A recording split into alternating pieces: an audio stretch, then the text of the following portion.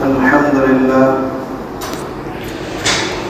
لله رب العالمين، والصلاة والسلام على سيد الأنبياء والمرسلين محمد وعلى آله وأصحابه أجمعين. قال الله تبارك وتعالى في القرآن الكريم: أعوذ بالله من الشيطان الرجيم، بسم الله الرحمن الرحيم. ولا تقولوا لمن يقتل في سبيل الله أمواتا بل أحياء عند ربهم يرزقون. صدق الله العلي العظيم. وقال النبي صلى الله عليه وسلم: الحسن والحسين سيدا شباب أهل الجنة.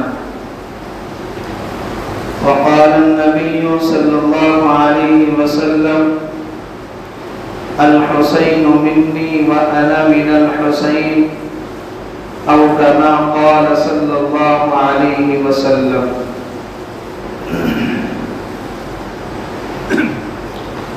محترم بزرگوں اور عزیز ساتھیوں،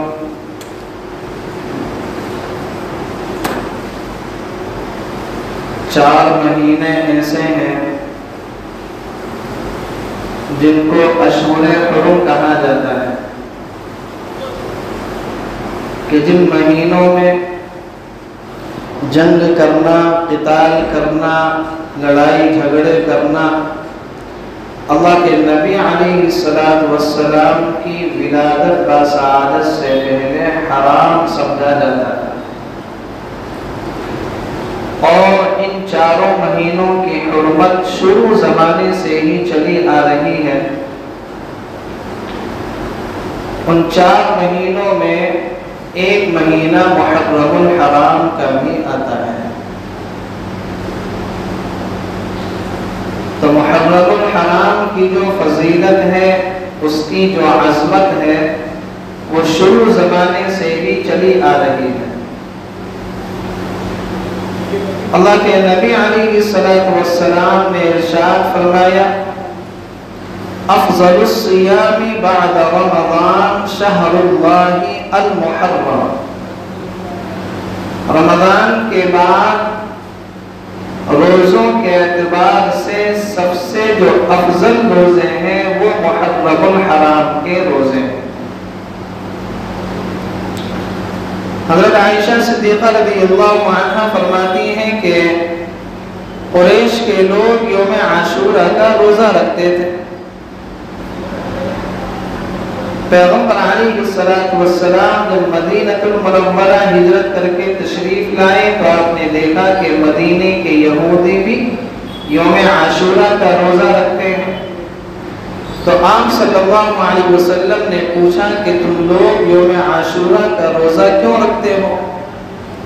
تو یہودیوں نے کہا کہ ہم اس وجہ سے رکھتے ہیں کہ اللہ نے اس دن حضرت موسیٰ علیہ السلام کو فرعون کے ظلم و ستم سے نجات عطا فرمائی۔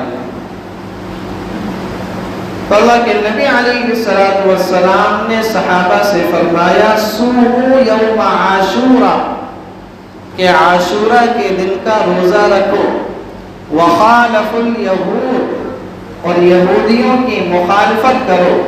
صوموا قبلہ او صوموا بعدہ، اور یہودیوں کی مخالفت کیسا کرو کہ یوم عاشورہ کے روزے کے ساتھ یا تو اس سے ایک دن پہلے کا بھی روزہ رکھو یا اس کے ایک دن بعد کا بھی روزہ۔ یہ یہودیوں کی کیا ہے؟ مخالفت ہے۔ اور آپ صلی اللہ علیہ وسلم نے ارشاد فرمایا کہ عاشورہ کے دن کا جو روزہ ہے، مجھے اللہ کی ذات سے یہ امید ہے کہ اللہ ایک روزے کے بدلے میں گزشتہ ایک سال کے تمام گناہوں کو معاف کر دیا کرتا ہے۔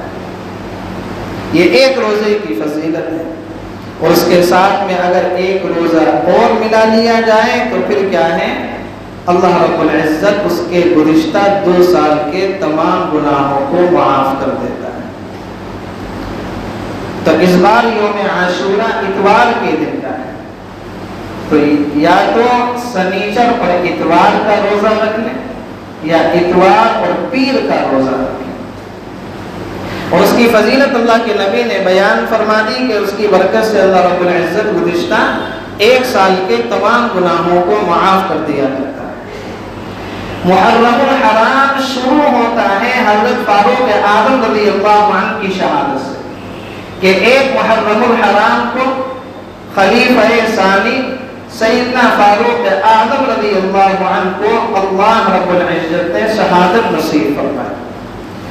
اور پھر اس کے اندر ایک دوسرا واقعہ یہ پیش آیا کہ اسی محرم الحرام کی 10 تاریخ کو یوم عاشورہ کے دن شہید کربلا حضرت حسین رضی اللہ عنہ کو اللہ رب العزت نے شہادت کے مرتبے پر فائز فرمایا۔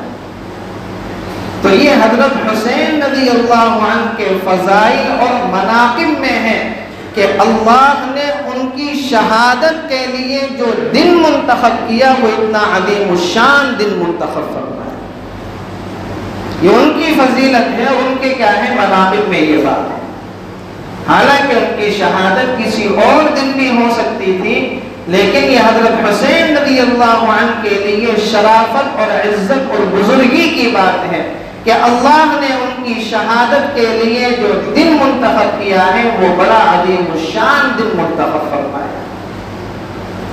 چنانچہ روایات کے اندر آتا ہے کہ پیغمبر علیہ السلام کے چچا حضرت عباس رضی اللہ عنہ کی بیوی حضرت ام فضل رضی اللہ عنہ نے ایک مرتبہ خواب دیکھا، اور خواب دیکھنے کے بعد وہ بڑی گھبراہٹ کے عالم میں پیغمبر علیہ السلام کی خدمت میں تشریف لائی اور آپ صلی اللہ علیہ وسلم سے کہا کہ اللہ کے نبی میں نے آج بڑا عجیب و غریب اور ڈراونا خواب دیکھا۔ اللہ کے نبی کے تم نے فرمایا کہ تم نے خواب میں کیا دیکھا؟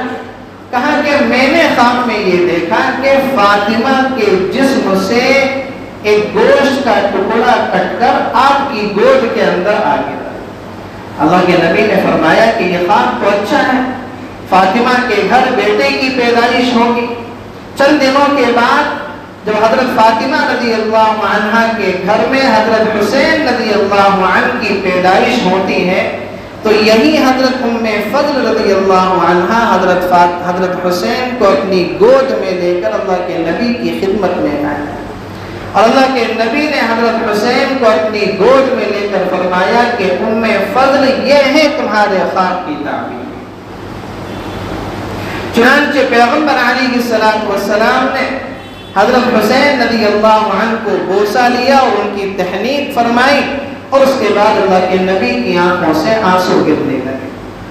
حضرت ام فضل رضی اللہ عنہ نے پوچھا اے اللہ کے نبی آپ رو کیوں رہے ہیں؟ آپ کی مبارک آنکھوں سے آنسو کے قطرے نکل رہے ہیں۔ اللہ کے نبی علیہ السلام نے فرمایا کہ میرے اس نواسے کو میری امت کے لوگ بڑی بے دردی کے ساتھ شہید کر دیں۔ تو پیغمبر علیہ السلام نے حضرت حسین رضی اللہ عنہ کی شہادت کی خوشخبری اسی دن عطا فرما دی تھی جس دن حضرت حسین رضی اللہ عنہ اس دنیا کے اندر آئے۔ 3 یا 4 ہجری کو حضرت حسین رضی اللہ عنہ کی ولادت باسعادت ہوئی ہے، اور سن 63 ہجری کو حضرت حسین رضی اللہ عنہ کو شہید کر دیا گیا، اور اس وقت حضرت حسین رضی اللہ عنہ کی جو عمر تھی وہ 55 سال 5 مہینے 5 دن کی ان کی عمر تھی۔ روایت کے اندر آتا ہے جب حضرت حسن رضی اللہ عنہ پیدا ہوئے تو پیغمبر علیہ السلام نے حضرت علی سے پوچھا کہ علی تم نے اپنے بیٹے کا کیا نام رکھا ہے؟ مستدرک حاکم کے اندر یہ روایت موجود ہے۔ پوچھا کہ علی کیا نام رکھا ہے؟ تو حضرت علی رضی اللہ عنہ نے فرمایا کہ اللہ کے نبی میں نے اس کا نام حرب رکھا ہے۔ حرب کے معنی آتے ہیں جنگجو۔ حضرت علی رضی اللہ عنہ بہادر آدمی تھے، جنگجو آدمی، اس لیے اللہ کے نبی نے ان کو کیا فرمایا؟ اسد اللہ و اسد رسول، اللہ اس کے رسول کا شیر کون ہے؟ حضرت علی رضی اللہ عنہ۔ کہا کہ اللہ کے نبی حرب نام رکھا ہے، اور حرب کے معنی آتے ہیں جنگجو کے۔ آپ صلی اللہ علیہ وسلم نے فرمایا کہ نہیں، اس کا نام حسن رکھو۔ کیا نام رکھو؟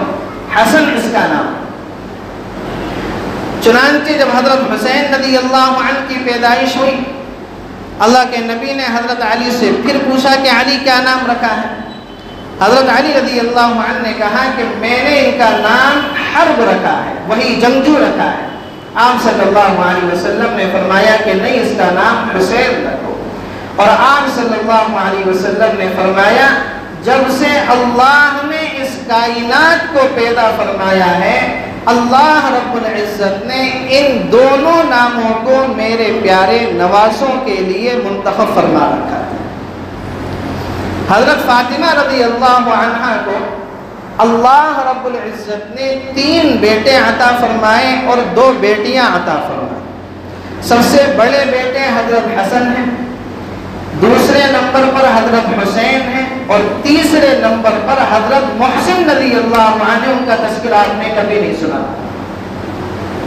3 بیٹے حضرت فاطمہ رضی اللہ عنہ کے ہوئے تھے، حضرت حسن، حضرت حسین اور حضرت محسن رضی اللہ عنہ۔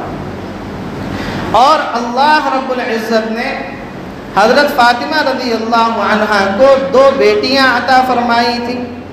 ان میں سے ایک بیٹی کا نکاح حضرت عمر فاروق رضی اللہ عنہ کے ساتھ ہوا تھا۔ شیعہ اس بات کا کبھی تذکرہ نہیں کرتے۔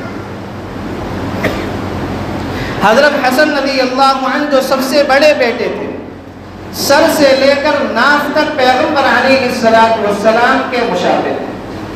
ان کے ہاتھ، ان کے کان، ان کی ناک، ان کی آنکھیں، ان کے جسم کے اعضاء اللہ کے نبی کے مشابہ تھے۔ حضرت حسین رضی اللہ عنہ ناف سے لے کر پاؤں تک پیغمبر علیہ السلام کے مشابہ تھے۔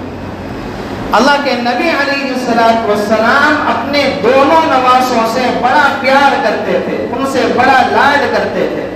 اللہ کے نبی علیہ السلام اپنے دونوں نواسوں کو چوما کرتے تھے اور ان کو سونگھا کرتے تھے، اور آپ صلی اللہ علیہ وسلم فرمایا کرتے تھے کہ مجھے ان سے جنت کی خوشبو آتی ہے۔ ہما ریحانۃ الجنہ، یہ دونوں جنت کے پھول ہیں۔ اسی لیے پیغمبر علیہ السلام نے کیا فرمایا؟ الحسن والحسین سیدہ شباب اہل الجنہ، کہ حسن اور حسین دونوں جنت کے نوجوانوں کے سردار ہیں۔ اور ایک حدیث میں پیغمبر علیہ السلام نے فرمایا الحسین منی وانا من الحسین، کہ حسین مجھ سے ہے اور میں حسین سے۔ تو آپ صلی اللہ علیہ وسلم کو اپنے دونوں نواسوں سے بڑا لاڈ تھا، اور آپ صلی اللہ علیہ وسلم اپنے دونوں نواسوں سے بڑی محبت فرمایا کرتے تھے۔ روایات کے اندر آتا ہے، حضرت عائشہ رضی اللہ عنہا فرماتی ہیں ایک مرتبہ حضرت حسن اور حضرت حسین دونوں آپس میں کشتی کی لڑائی کھیل رہے تھے۔ اللہ کے نبی بھی بیٹھے تھے، اور اللہ کے نبی علیہ السلام اس کشتی میں حضرت حسن کا حوصلہ بڑھا رہے تھے، ان کو شاباشیاں دے رہے تھے، اور آپ صلی اللہ علیہ وسلم فرما رہے تھے کہ بیٹا حسن شاباش، جلدی کرو، اور ان کو کیا ہے، حسین کو پچھاڑ دو۔ برابر میں حضرت فاطمہ رضی اللہ عنہا بھی بیٹھی ہوئی تھی۔ حضرت فاطمہ رضی اللہ عنہا نے اللہ کے نبی علیہ السلام سے فرمایا کہ اللہ کے نبی، آپ حسن کو شاباشیاں دے رہے ہیں، حسن کا حوصلہ بڑھا رہے ہیں، حسین کو شاباشیاں نہیں دے رہے، حسین کو حوصلہ نہیں بڑھا رہے۔ آپ صلی اللہ علیہ وسلم نے فرمایا کہ فاطمہ، یہ میرے پاس میں جبرائیل بیٹھے ہوئے ہیں، اور جبرائیل حسین کا حوصلہ بڑھا رہے ہیں، اور جبرائیل حسین کو شاباشیاں دے رہے ہیں۔ حضرت اسامہ رضی اللہ عنہ فرماتے ہیں ایک مرتبہ میں پیغمبر علیہ السلام کے پاس کسی کام سے گیا، دروازہ کھٹکھٹایا، اللہ کے نبی نے چادر اوڑھ رکھی تھی۔ فرماتے ہیں کہ میں اپنے کسی کام میں لگ گیا، جب کام سے فارغ ہوا تو میں نے اللہ کے نبی علیہ السلام سے پوچھا کہ اللہ کے نبی، آپ نے اپنی چادر میں کیا چیز چھپا رکھی ہے؟ کاندھے پہ اللہ کے نبی کے کوئی چیز تھی، اس کو آپ نے چادر سے چھپا رکھا تھا۔ کہا کہ اللہ کے نبی، آپ نے چادر سے کیا چیز چھپا رکھی ہے؟ پیغمبر علیہ السلام نے اپنی جب چادر کو ہٹایا، حضرت اسامہ رضی اللہ عنہ فرماتے ہیں کہ آپ کے کاندھے پر حضرت حسن بھی سوار تھے، حضرت حسین بھی سوار تھے، اور آپ صلی اللہ علیہ وسلم نے ان دونوں کے بوسے لیے اور آپ نے فرمایا کہ اسامہ میں ان دونوں سے پیار کرتا ہوں، اللہ بھی ان دونوں سے پیار کرتا ہے، اور میں دعا کرتا ہوں کہ اللہ جو ان دونوں سے محبت کرے تو ان سے محبت کرے۔ تو حضرت حسین رضی اللہ عنہ سے جو محبت رکھے گا اللہ اس سے محبت رکھے گا۔ روایتوں کے اندر آتا ہے ایک مرتبہ پیغمبر علیہ السلام نے حضرت حسین رضی اللہ عنہ کو اپنے دونوں پیروں پر کھڑا کر رکھا تھا۔ حضرت حسین کا دایاں پاؤں اللہ کے نبی کے بائیں پاؤں پر تھا، اور حضرت حسین کا بایاں پاؤں اللہ کے نبی کے دائیں پاؤں پر تھا، اور اس طریقے سے آپ نے ان کے ہاتھوں کو پکڑ رکھا تھا، اور اس طریقے سے جب آپ نے حضرت حسین کو اوپر اٹھایا تو حضرت حسین قدم رکھتے رکھتے رکھتے رکھتے رکھتے رکھتے اللہ کے نبی کے سینے تک آ گئے، اور اس کے بعد میں پیغمبر علیہ السلام نے حضرت حسین کو اپنے سینے سے لگا لیا، اور آپ نے فرمایا اے اللہ میں حسین سے محبت رکھتا ہوں، تو بھی حسین سے محبت رکھ۔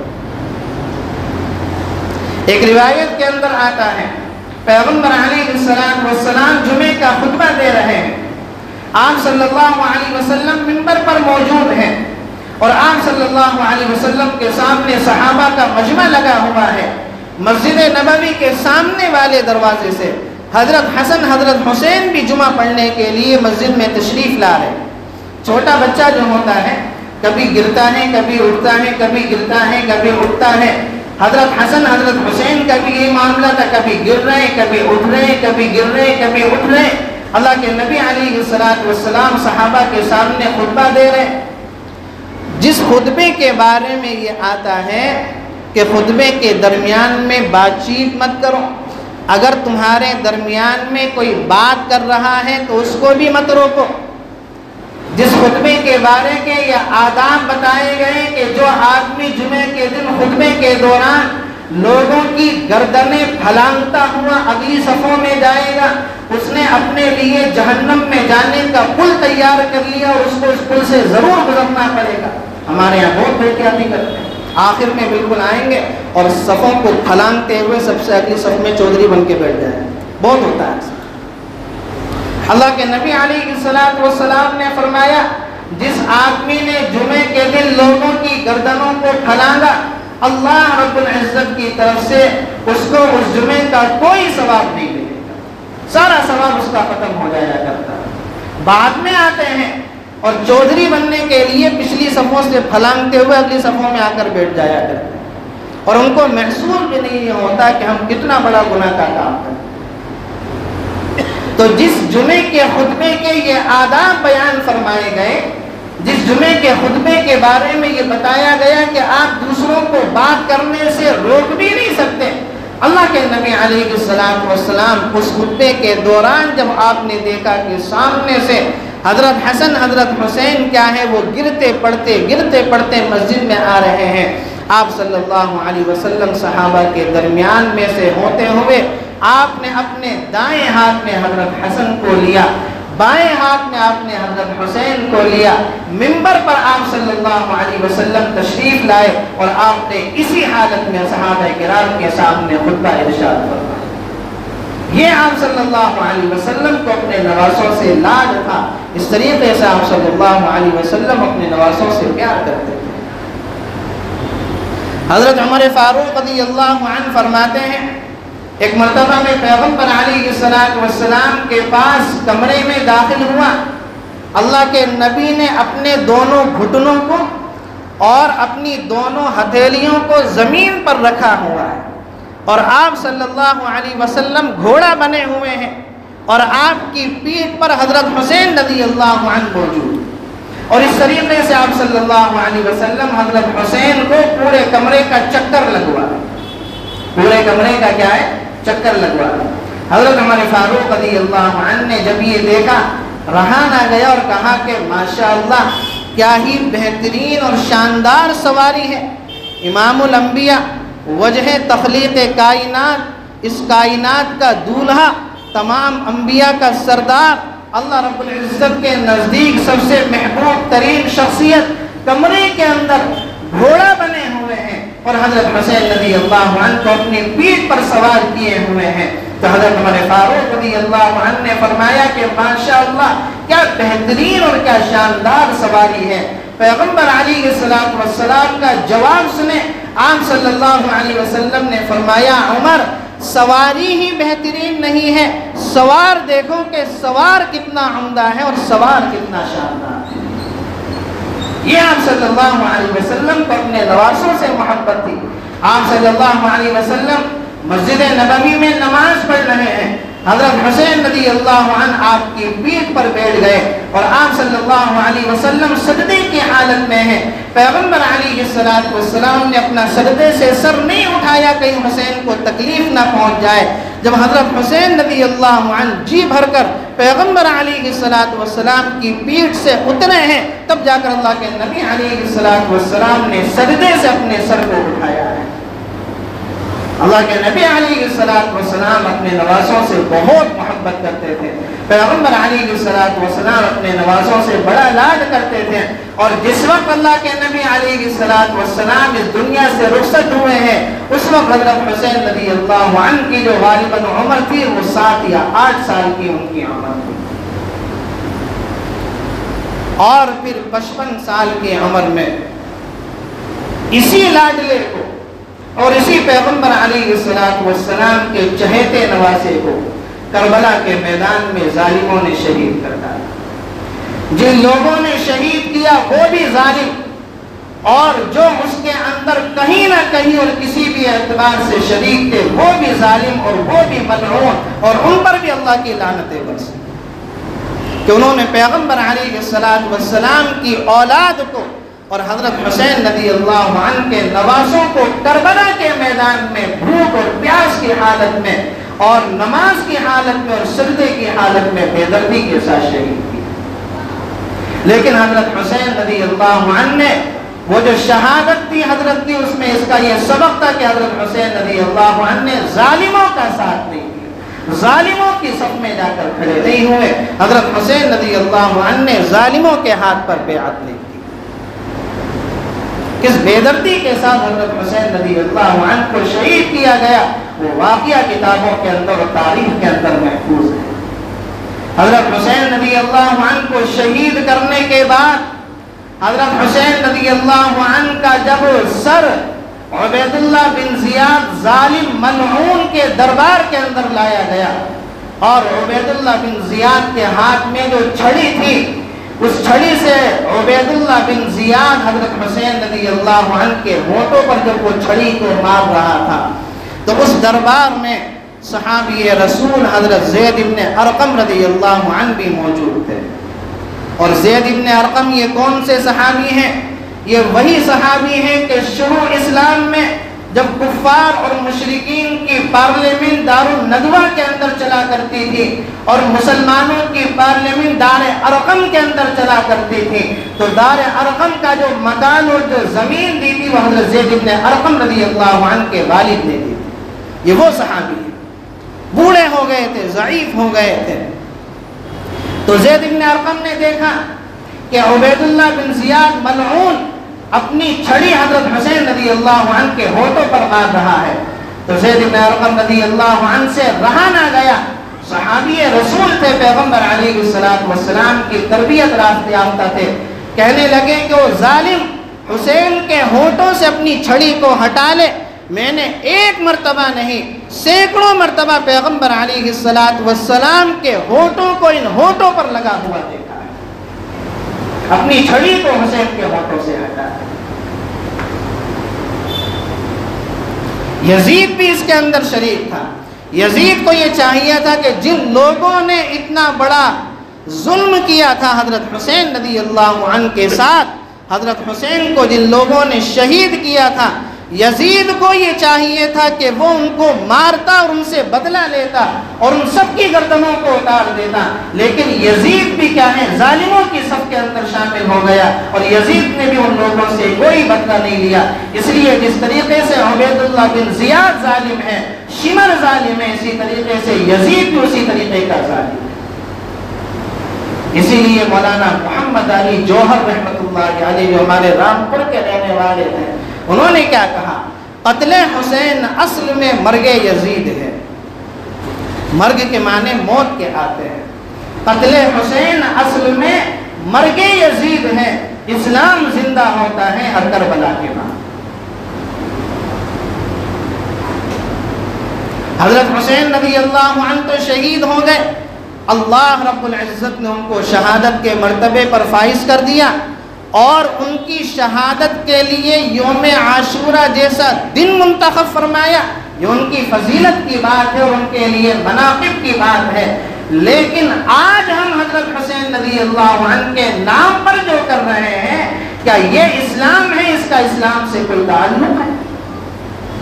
ہم حضرت حسین رضی اللہ عنہ کے نام پر جو تعزیے بنا رہے ہیں، حضرت حسین رضی اللہ عنہ کے نام پر جو پنکھے اور علم نکال رہے ہیں، حضرت حسین رضی اللہ عنہ کے نام کا جو ماتم اور نوحہ کر رہے ہیں، شہید تو زندہ ہوتا ہے، زندوں کا ماتم کہاں کیا جاتا ہے؟ قرآن کہتا ہے وَلَا تَقُولُوا لِمَنْ يُقْتَلُ فِي سَبِيلِ اللَّهِ أَمْوَاتًا، جو لوگ ہمارے راستے میں شہید ہو گئے ان کو مردار مت کہو، وہ تو اللہ کے نزدیک زندہ ہے۔ بل احیاء عند ربهم یرزقون، اللہ کے نزدیک وہ زندہ ہے اور اللہ کی طرف سے ان کو رزق دیا جاتا ہے۔ شہید تو زندہ ہوتا ہے، زندوں کا ماتم کہاں ہوتا ہے؟ اور ہم حضرت حسین رضی اللہ عنہ کے نام کا ماتم کرتے ہیں۔ ایران کی آبادی 99% سے بھی زیادہ شیعہ آبادی پر مشتمل ہے۔ عراق کے اندر 60% سے بھی زیادہ شیعہ آبادی ہے۔ کیا آپ نے کبھی دیکھا کہ ایران کے اندر تعزیہ نکالا جاتا ہے؟ ایران کے اندر یا عراق کے اندر لوگ تعزیہ نکالتے، پنکھا نکالتے، آپ نے کبھی دیکھا؟ شیعہ لوگ تو تعزیہ نہیں بناتے، شیعہ لوگ تو پنکھا نہیں بناتے، تو پھر سنی مسلمانوں کو کیا آفت پڑی ہے کہ یہ تعزیہ بھی بناتے اور پنکھا بھی بناتے؟ پورے ایران کے اندر کہیں تعزیہ نہیں بنایا جاتا، پورے عراق کے اندر کہیں علم نہیں بنایا جاتا، کہیں پنکھا نہیں بنایا جاتا، اور ہمارے ہندوستان کے اندر جہاں زیادہ تر آبادی شیعہ آبادی پر مشتمل ہے، وہاں بھی نہ تعزیہ بنایا جاتا ہے نہ پنکھا بنایا جاتا ہے۔ ایک سنی مسلمانوں کو دور پڑی ہوئی ہے کہ وہ تعزیہ بھی بناتے اور پنکھا بھی بناتے۔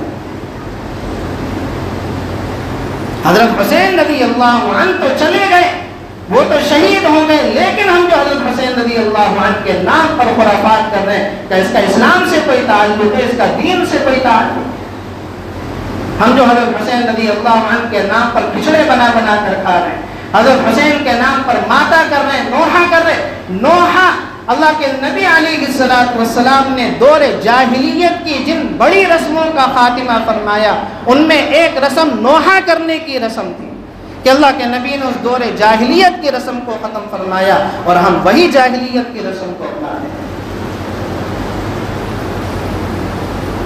اور جو آدمی یہ کام نہ کرے اس کو حضرت حسین رضی اللہ عنہ کا دشمن مانتے ہیں۔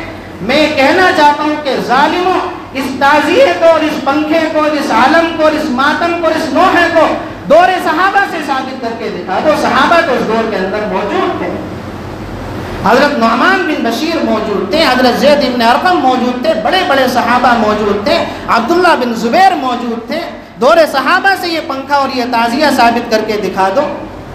دور صحابہ سے نہیں کر سکتے ثابت، دور تابعین سے کر کے دکھا دو، دور تابعین سے کر کے دکھا دو، اولیاء اللہ سے کر کے دکھا دو، خواجہ معین الدین اجمیری سے کر کے دکھا دو، خواجہ صابر کلیری سے کر کے دکھا دو، خواجہ نظام الدین اولیاء سے کر کے دکھا دو، خواجہ باقی باللہ سے ثابت کر کے دکھا دو۔ تم نہیں دکھا سکتے تو جھوٹے ہو، نہیں ہے تعزیہ کا کہیں سے کہیں تک کوئی ثبوت۔ اگر آپ نے اس تعزیہ، اس پنکھے، اس عالم، اس کھچڑے کو دور صحابہ سے ثابت کر کے دکھا دیا، دور تابعین اور تبع تابعین سے ثابت کر کے دکھا دیا، میں سب سے پہلے یہ کام کروں گا۔ آپ نہیں ثابت کر کے دکھا سکتے، اس لیے کہ اس کا اس سے کوئی تعلق نہیں ہے۔ اور دیوبند مکتب فکر کے اندر تو الحمدللہ اس چیز کا کوئی تصور نہیں ہے، اور ہمیں الحمدللہ اس بات پر فخر ہوتا ہے۔ لیکن بریلوی مکتب فکر کے سب سے بڑے عالم دین مولانا احمد رضا خان صاحب رحمۃ اللہ علیہ، سب سے بڑے عالم دین، سب سے بڑا ان کو عالم مانتے نہیں مانتے، جن کا مزار بریلی کے اندر موجود ہے، الحمدللہ ہمیں ہمارے علماء اور اکابر نے دوسرے مکتبہ فکر کے علماء کی عزت کرنا سکھایا ہے. ہم ان کا نام عزت سے لیتے ہیں, ان کا نام احترام سے لیتے ہیں. دوسرے مکتبہ فکر کے علماء کو دیکھ لو کیسے دیوبند مکتبہ فکر کے علماء کو گالیاں بکتے ہیں, ان کو برا بلاتے ہیں. ہمارے علماء نے تو ہمیں تہذیب سکھائی ہے, ہمارے علماء نے تو ہمیں یہ سکھایا ہے کہ دشمنوں کا بھی احترام کرنا چاہیے, ان کا نام بھی عزت سے لینا چاہیے. تو ہم تو یہ کہتے ہیں مولانا احمد رضا خان صاحب رحمۃ اللہ علیہ, ان کا معاملہ اللہ کے سپرد ہے. ایک عالم دین ہونے کے ناطے ان کی عزت کرتے ہیں, ان کا احترام کرتے ہیں. کیا فرماتے ہیں مولانا احمد رضا خان صاحب؟ عرفان شریعت جلد نمبر 1 صفحہ نمبر 3 میں حضرت فرماتے ہیں کہ اسلام کے اندر سوگ کرنا بالکل حرام ہے. اور بریلوی مکتبہ فکر کے لوگوں کو دیکھو کہ کتنا سوگ مناتے ہیں, محرم کے اندر کیسے اپنے سینوں کو پیٹتے ہیں اور ڈھول تاشے بجاتے ہیں. اور اسی کتاب عرفان شریعت جلد نمبر 3 صفحہ نمبر 15 پر مولانا احمد رضا خان صاحب رحمۃ اللہ علیہ نے لکھا ہے تعزیہ بنانا بالکل حرام ہے اور تعزیہ کی طرف دیکھنا بھی حرام ہے, اور اگر تعزیہ کسی راستے سے گزر کر جا رہا ہے تو اس طرف سے نظروں کو اپنی پھیر لینا چاہیے. یہ حضرت نے اپنی کتاب کے اندر لکھا ہے. اور آگے لکھتے ہیں کہ تعزیہ بنانے سے دشمنان صحابہ کو تقویت ملتی ہے, اور تعزیہ بنانا یہ غیروں کی رسم و دشہرے سے مشابہت رکھتا ہے. مولانا احمد رضا خان صاحب تو اپنی کتاب کے اندر یہ لکھتے ہیں, اور ان کے جو ماننے والے ہیں, ان کے نام پر جو کھانے والے ہیں, آپ ان کا حال دیکھ لو اور ان کی زندگی دیکھ لو. تو یاد رکھیں, اس تعزیے کا, اس پنکھے کا, اس علم کا, کھچڑے کا, ان تمام چیزوں کا اسلام سے کوئی تعلق نہیں. تو پھر کیا کرنا چاہیے یوم عاشورہ کے دن؟ 3 کام کرنا حدیث شریف سے ثابت ہے. کتنے کام کرنا؟ 3 کام کرنا حدیث شریف سے ثابت ہے. پیغمبر علیہ الصلوۃ والسلام نے فرمایا کہ یوم عاشورہ کا روزہ رکھو. کیوں؟ اس لیے کہ یوم عاشورہ کا روزہ رکھنے سے اللہ گزشتہ 1 سال کے گناہوں کو معاف کر دیا جاتا ہے. سب سے پہلا کام کیا ہے کہ یوم عاشورہ کے دن ہمیں روزہ رکھنا ہے, اس لیے کہ اللہ کے نبی نے ہمیں اس کا حکم فرمایا. اور اس کی مخالفت ہمارے عمل سے کب ہوتی ہے؟ جب ہم محرم کے دن کھچڑا بنا کر کھاتے ہیں. اللہ کے نبی علیہ الصلوۃ والسلام کے اس حکم کی ہم مخالفت کرتے ہیں کہ اللہ کے نبی فرما رہے روزہ رکھو, اور ہم کھچڑا کھا کر, حلیم کھا کر اللہ کے نبی کے اس حکم کی مخالفت کرتے ہیں, اور سینہ ٹھوک کر کہتے ہیں کہ ہم تو کیا ہیں, اللہ کے نبی کے چاہنے والے ہیں, آپ سے محبت کرنے والے. دوسرا حکم آپ نے کیا دیا؟ پیغمبر علیہ الصلوۃ والسلام نے حدیث شریف میں فرمایا جو آدمی عاشورہ کے دن اپنے گھر والوں کے دسترخوان پر وسعت کرے گا, دسترخوان پر روزانہ 2 چیزیں بنتی ہیں, اس دن 4 چیزیں کرے, 3 چیزیں کرے, چیزوں کو بڑھائے, اپنے گھر والوں کو عمدہ عمدہ چیزیں کھلائے. جو آدمی عاشورہ کے دن اپنے گھر والوں کے لیے دسترخوان پر وسعت کرے گا, اللہ تعالیٰ پورے سال اس کی روزی کے اندر وسعت پیدا کر دے. یہ دوسرا کام اللہ کے نبی نے فرمایا. اور تیسرا کام کیا ہے؟ عاشورہ کے دن محرم الحرام کی 10 تاریخ کو اللہ کے حضور میں, اللہ کے دربار میں توبہ کریں, استغفار کریں, اپنے گناہوں کی معافیاں مانگے. کیوں؟ اس لیے کہ یوم عاشورہ کے دن 10 محرم الحرام کو اللہ نے حضرت آدم کی توبہ قبول کی, حضرت نوح کی توبہ قبول کی, حضرت یونس کو مچھلی کے پیٹ سے بچایا, حضرت ابراہیم کو آگ سے بچایا, حضرت موسیٰ علیہ السلام کو فرعون کے ظلم و ستم سے نجات دی. یہ دن قبولیت دعا کا دن ہے, اس لیے اللہ کے دربار میں توبہ کرنی چاہیے اور اللہ کے سامنے اپنے گناہوں کی معافیاں مانگنی چاہیے. یہ 3 کام کرنا حدیث شریف سے ثابت ہے, اللہ کے نبی نے اس کا حکم دیا ہے. اس کے علاوہ جتنے کام ہم کر رہے ہیں یا جتنے کام ہم ہوتے ہوئے دیکھ رہے ہیں, ان تمام چیزوں کا اسلام اور شریعت سے کوئی تعلق نہیں ہے. وہ تمام کام بدعات ہیں, خرافات ہیں, رسومات ہیں, اور وہ ساری چیزیں وہ ہیں جو شیطان کے راستے پر چل کر آدمی کو جہنم کی طرف لے جانے والی. اللہ تعالیٰ سے دعا ہے کہنے سننے سے زیادہ عمل کرنے کی توفیق نصیب فرمائے، اور عاشورہ کو ہمیں پیغمبر علیہ السلام کی سنتوں کے مطابق گزارنے کی توفیق نصیب فرمائے۔ وآخر دعوانا ان الحمد للہ رب العالمین۔